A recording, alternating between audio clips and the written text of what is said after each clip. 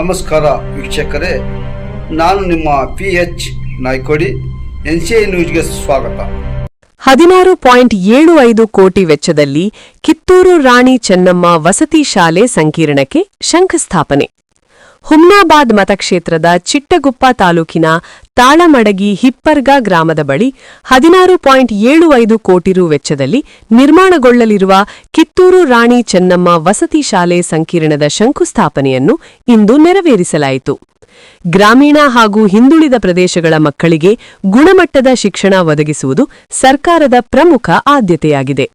ವಸತಿ ಶಾಲೆಗಳ ಮೂಲಕ ಶೈಕ್ಷಣಿಕ ಸಮಾನತೆ ಸಾಧಿಸಿ ವಿದ್ಯಾರ್ಥಿಗಳ ಭವಿಷ್ಯಕ್ಕೆ ಬಲವಾದ ಅಡಿಪಾಯ ಹಾಕುವ ಸಂಕಲ್ಪದೊಂದಿಗೆ ಈ ಯೋಜನೆಯನ್ನು ಕೈಗೆತ್ತಿಕೊಳ್ಳಲಾಗಿದೆ.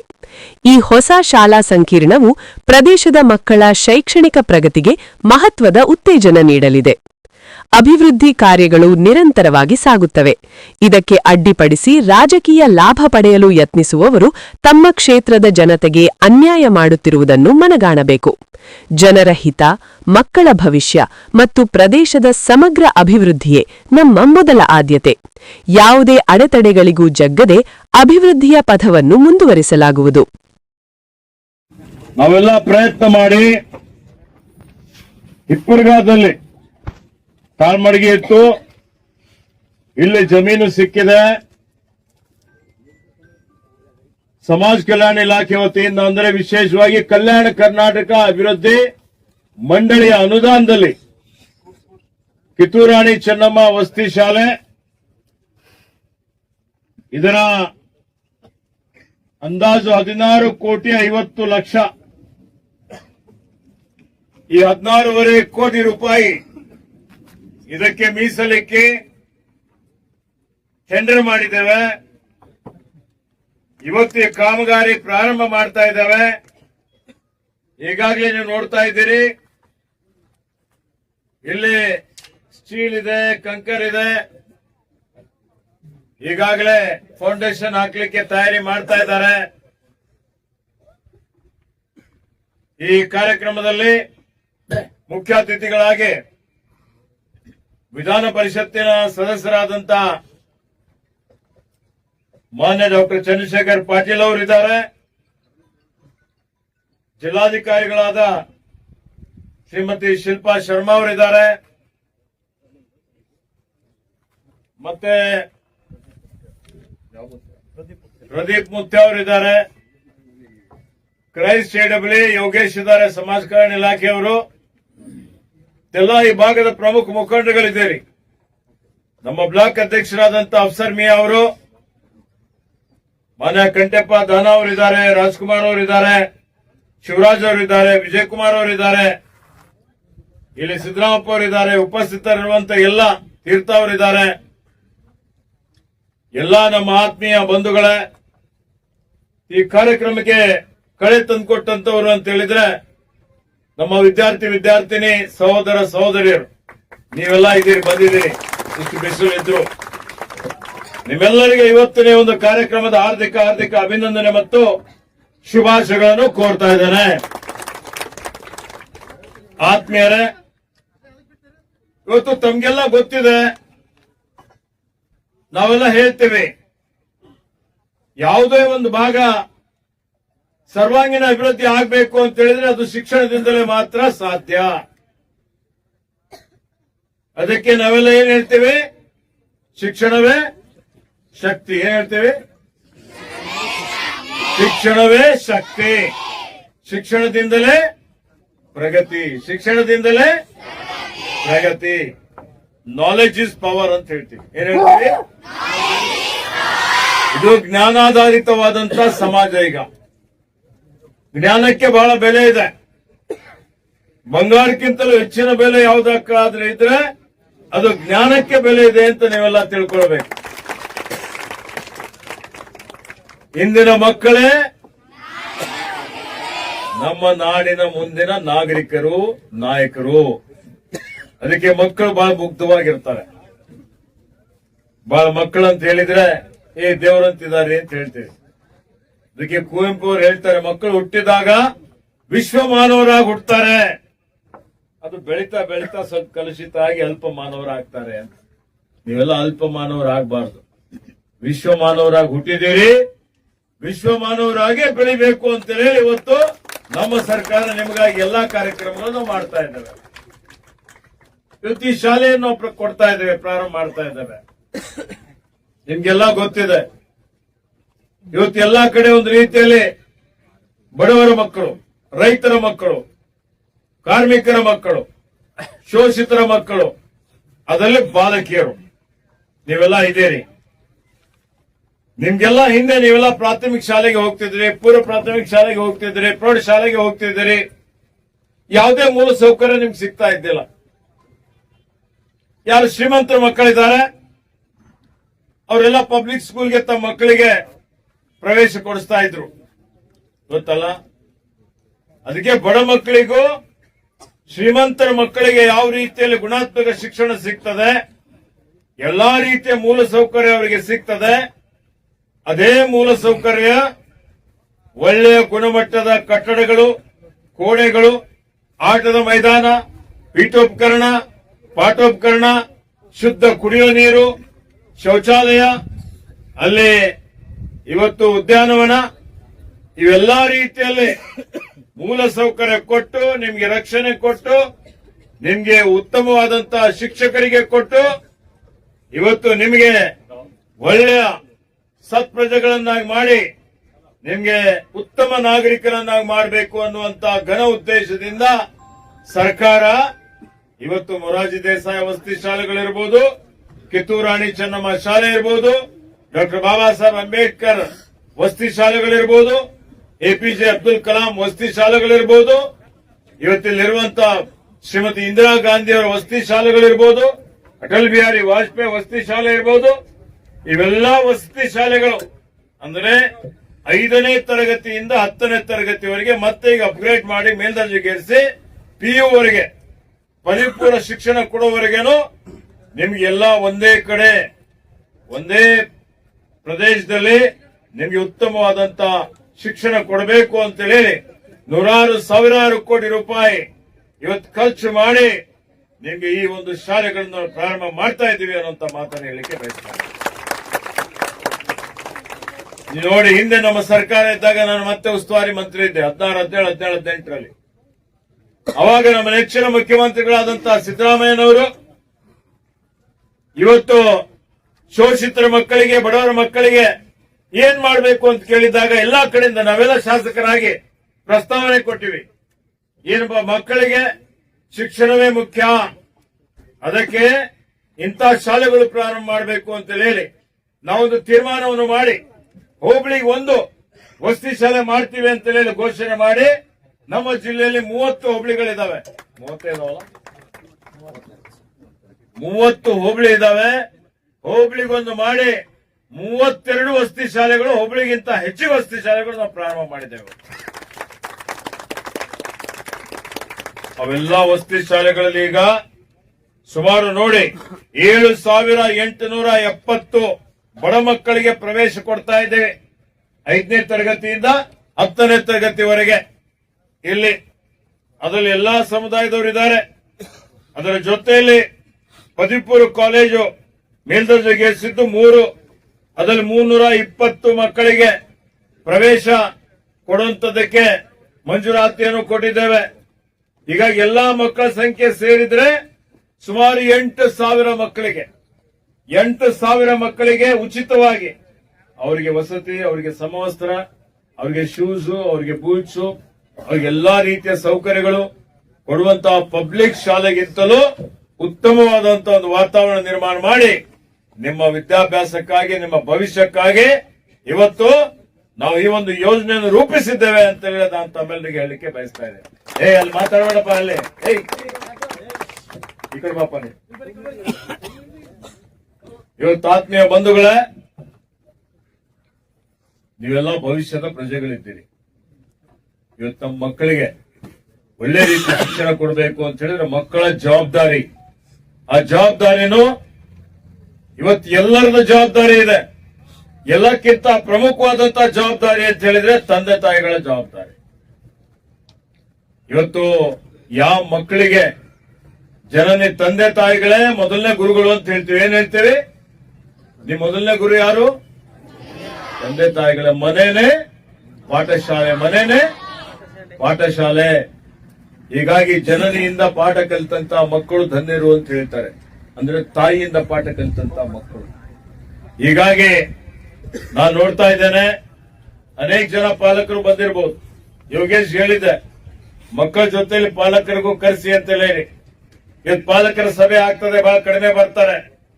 ಅವರೆಲ್ಲ ಇವತ್ತು ಮಕ್ಕಳಿಗೆ ನಾವು ಶಾಲೆಗೆ ಸೇರಿಸಿದ್ರೆ ಆಯ್ತು ಅಂತ ಹೇಳಿ ವಿಚಾರ ಮಾಡ್ತಾರೆ. ಅವ್ರದ್ದು ಜವಾಬ್ದಾರಿ ಇದೆ. ನಮ್ಮ ಮಗನಿಗೆ ಒತ್ತಡ ಏನಿದೆ, ಮಗ ಯಾವ್ದ್ರಲ್ಲಿ ಆಸಕ್ತಿ ಇದೆ, ಅವನಿಗೆ ಯಾವ ವಿಷಯದಲ್ಲಿ ನನ್ನ ಮಗಳಿಗೆ ಇವತ್ತು ಹೆಚ್ಚಿನ ಒಂದು ಅವರಿಗೆ ಜ್ಞಾನ ಇದೆ. ಇವತ್ತು ಇವೆಲ್ಲವನ್ನು ನೋಡುವಂಥದ್ದು, ಅವರ ಆರೋಗ್ಯ ನೋಡುವಂಥದ್ದು, ಮಾನಸಿಕ ಸ್ಥಿತಿಗತಿ ನೋಡುವಂಥದ್ದು ತಂದೆ ತಾಯಿಗಳ ಕರ್ತವ್ಯ ಇದೆ. ಅದು ಹೊರತುಪಡಿಸಿ ಇವತ್ತು ಬರೀ ನಾವು ಪ್ರವೇಶ ಕೊಡಿಸಿದ್ದೀವಿ ಅಂತ ಹೇಳಿ ಅವರಿಗೆ ಶಾಲೆ ಮೇಲೆ, ಶಿಕ್ಷಕರ ಮೇಲೆ ಬಿಟ್ರೆ ಸಾಲದು. ಅದಕ್ಕೆ ಈ ವೇದಿಕೆ ಮುಖಾಂತರ ನಾವು ತಂದೆ ತಾಯಿಗಳಿಗೆ, ಪೋಷಕರೇನಿದ್ದೀರಿ, ನಿಮ್ಮ ಜವಾಬ್ದಾರಿನೂ ಇದೆ. ಅದಕ್ಕೆ ನೀವೆಲ್ಲ ನಿಮ್ಮ ಮಕ್ಕಳು ಯಾವ ರೀತಿಯಲ್ಲಿ, ಯಾಕಂದ್ರೆ ಮಕ್ಕಳು ಇವತ್ತು ತಮ್ಮ ತಂದೆ ತಾಯಿಗಳ ಅನುಕರಣೆ ಮಾಡ್ತಾರೆ. ನಾನು ನಮ್ಮ ತಾಯಿ ಆಗಾಗ್ಬೇಕು, ನಾನು ನಮ್ಮ ತಂದೆ ಆಗಾಗ್ಬೇಕು ಅಂತ ಹೇಳಿ.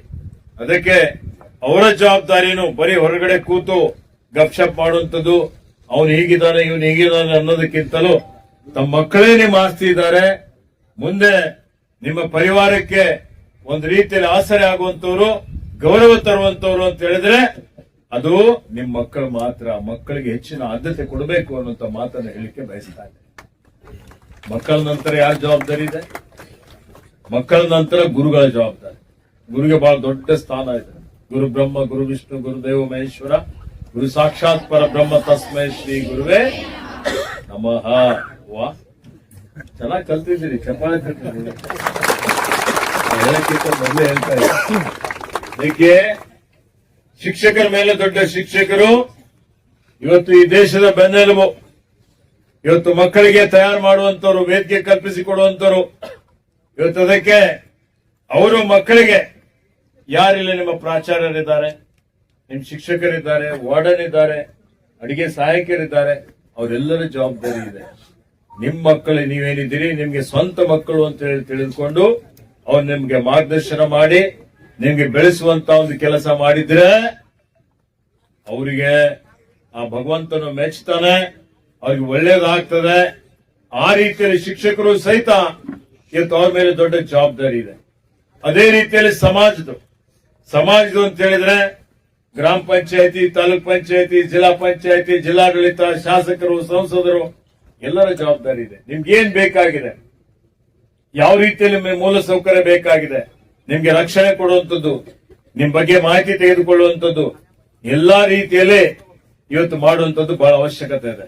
ಅದಕ್ಕೆ ನೀವೆಲ್ಲ 10ನೇ ತರಗತಿಯವರಿದ್ದೀರಿ ಅಲ್ಲ, ಅದರಲ್ಲಿ ಬಾಲಕಿಯರಿದ್ದೀರಿ, ಬಹಳಷ್ಟು ಜನ ಬಾಲಕಿಯರು ಇಲ್ಲಿ ಪ್ರವೇಶ ಮಾಡಿದ್ದೀರಿ.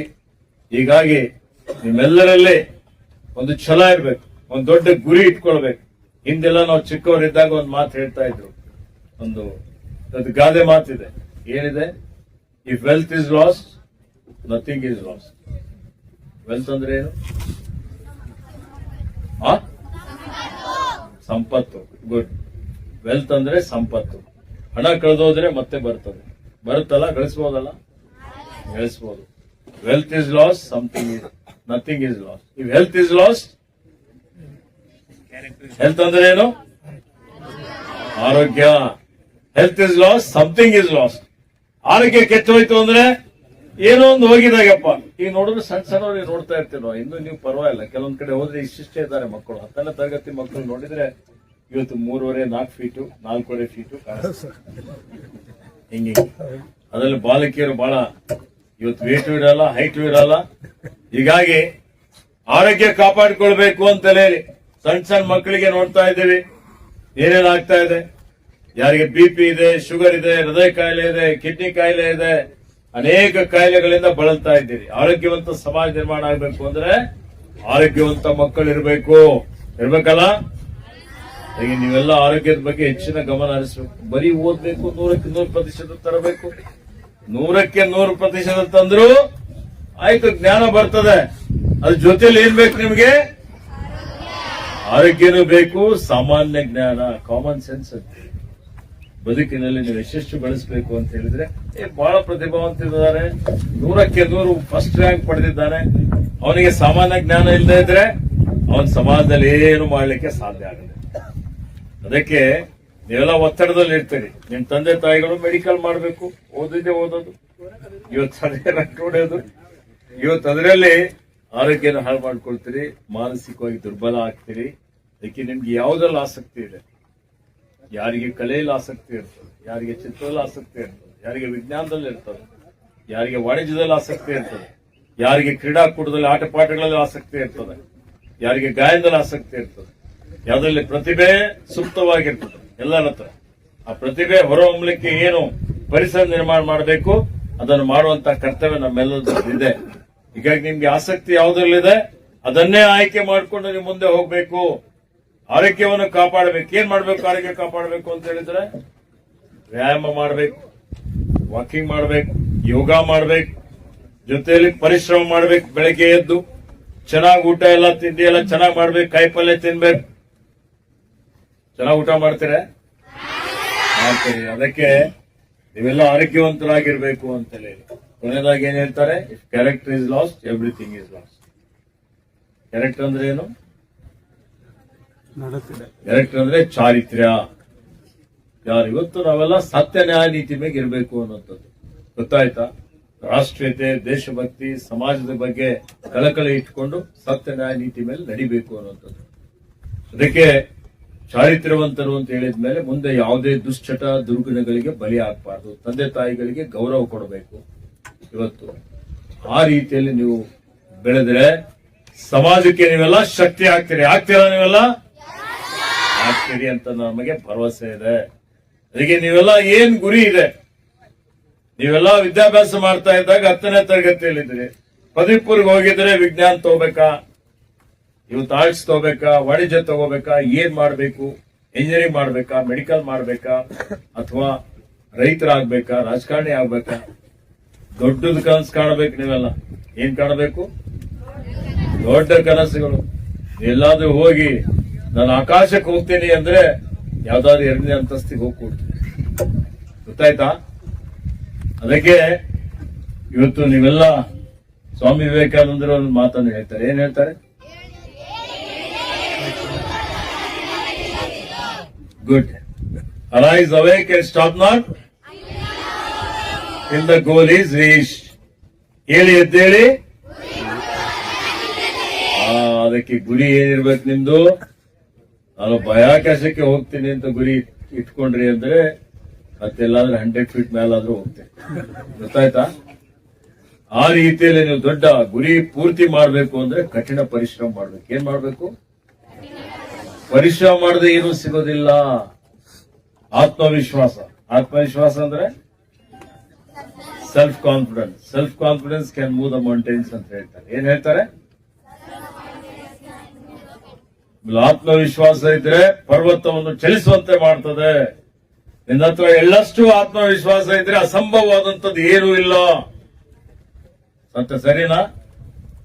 ನಾನಿದು ಮಾಡ್ತೀನಿ, ಐ ಕ್ಯಾನ್ ಡೂ ಇಟ್, ನಾನು ಮಾಡ್ತೀನಿ ಅಂತ ಹೇಳಿದ್ರೆ ನಿಮಗೆ ಮಾಡ್ಲಿಕ್ಕೆ ಸಾಧ್ಯ ಆಗ್ತದೆ.